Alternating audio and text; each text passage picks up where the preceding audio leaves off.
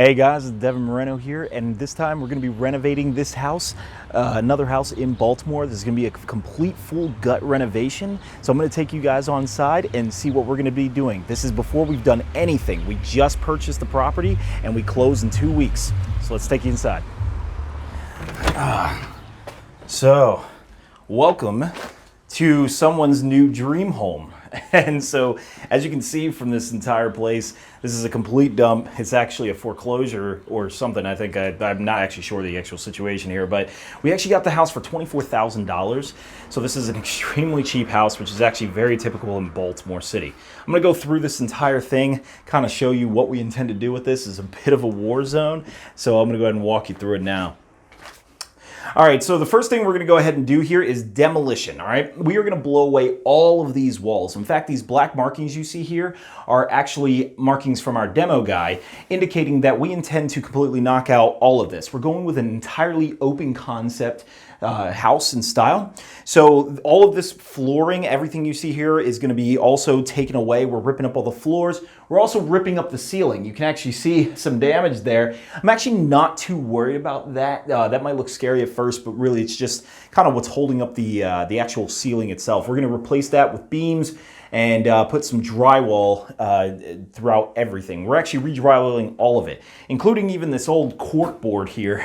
So this may not be fully visible from the camera, but this is actually cork board, like one of those things where you stick stuff in it. We're gonna rip all of that out. We're actually gonna keep the fireplace though. We might redecorate this part here, but otherwise, for the most part, we're gonna go ahead and keep that. But everything else pretty much going. The only other exception is that we might be keeping some of these, the hardwood. So underneath some of this carpet is a hardwood kind of sublayer. Depending on the condition of it, we're gonna go and just sand it down, make that a real cheap fix, and that should look actually pretty good. All right, so this is where we're gonna be putting the kitchen. We're actually gonna be putting a new stove here and everything, so we obviously have to wipe out all of this paneling, and we're actually gonna have to shrink this window a little bit. You may notice it's actually very, very long, so we probably will have to shrink it probably about that point. And then that will allow us to get all the cabinetry and everything else in here. This bump out is where the current kitchen exists, but we're gonna actually be removing all this. I'm not even really sure if that's a stable bump out. We might even be removing the bump out itself. Otherwise, as a reminder, yeah, every wall we're destroying except for this one. This is a load-bearing wall, so we won't be getting rid of that. Now I'm gonna take you guys upstairs really quick and show you what we're doing up there.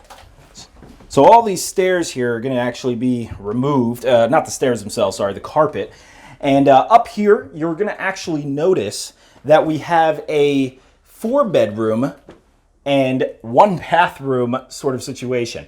What we wanna do is go ahead and reduce this down to a 3-bedroom, 2-bath. And the reason why is because the comps in this area are actually much stronger for a 3-bedroom, 2-bath rather than a 4-bedroom, 1-bath. So by reducing a bedroom, we actually get a stronger evaluation. There's also more comps in the immediate area for a 2-bath, which means our appraisal numbers will be getting that much more concrete. So what we're gonna do to turn it into a 3-2 is we're gonna knock out this wall right here. So where you see this one, it's separating 2 bedrooms. We're gonna wipe this one out completely.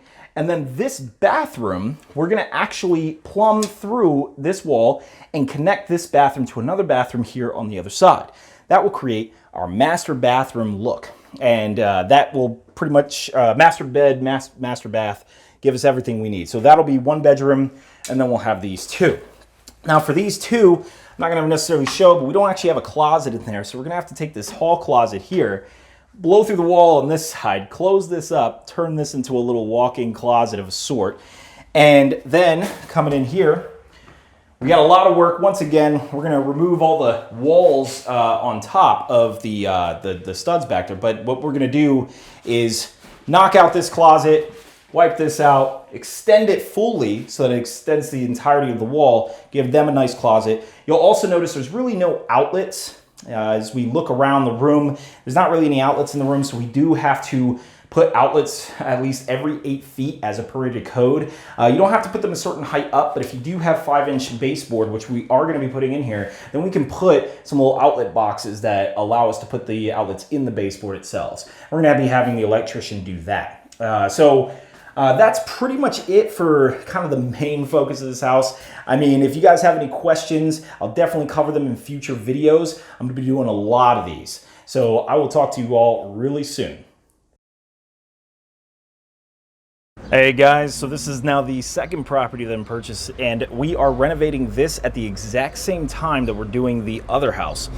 So we actually have two different construction projects. This one's not nearly as bad. It's actually in a central area of Baltimore, but the house doesn't need nearly as much demolition. So this is actually going to be much quicker. I might actually have more updates on this one much sooner. So come on inside with me and I'll show you what we're going to do.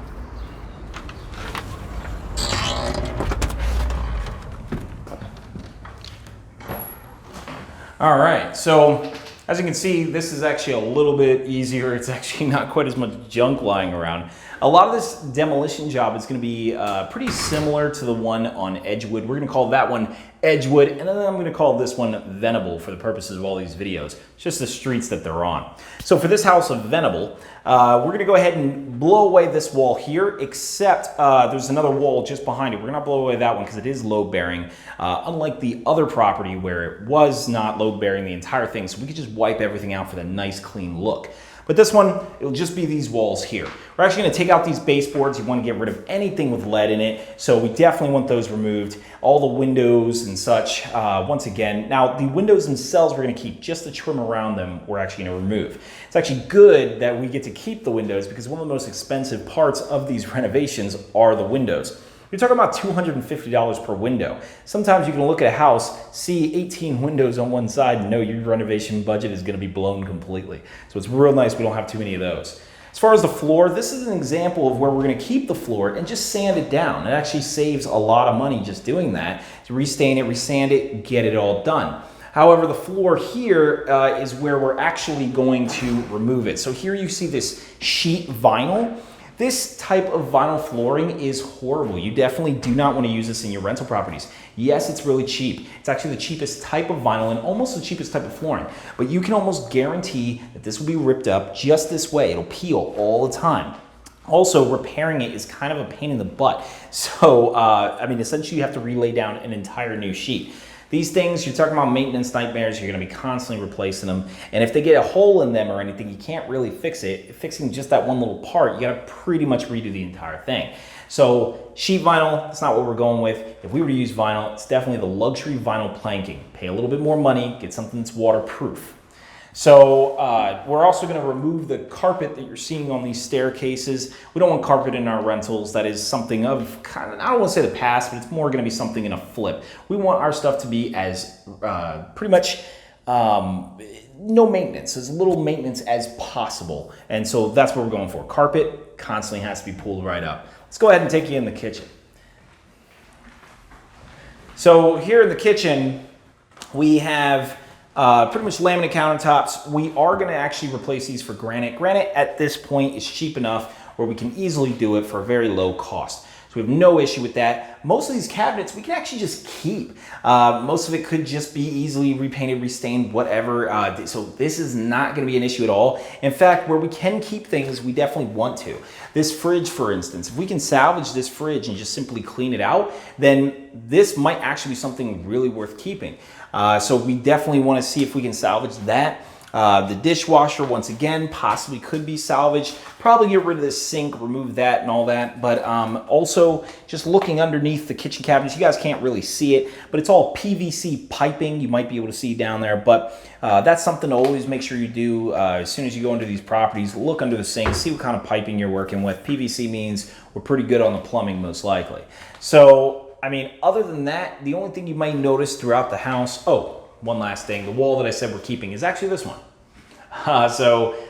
This is the wall that actually is holding up the house, so we are going to keep this part. So actually, if you see over here, these radiators, we're actually not going to be using these. These are actually in here. We're actually going to kind of remove them out, disconnect this entire system, and put in some new ductwork throughout the house. So I'm gonna go ahead and avoid the basement for now. Unfortunately, the electricity has been turned off in this house, so I can't show you guys downstairs in the basement because it's way too dark. However, one thing we did note in the basement, yeah, there's very little work. It's actually good, but it has a sump pump down there.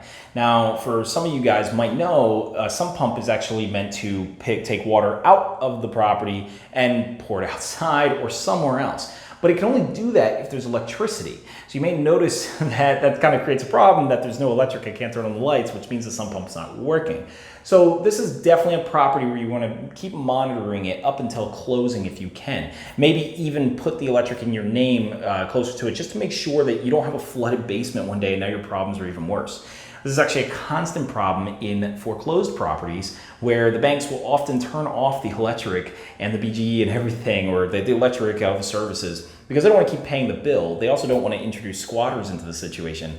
But if it has a basement, then you're probably looking at water damage over time. The water will get in there and nothing's taking it out. But I can bring you guys upstairs, so that's where I'm going to take you next.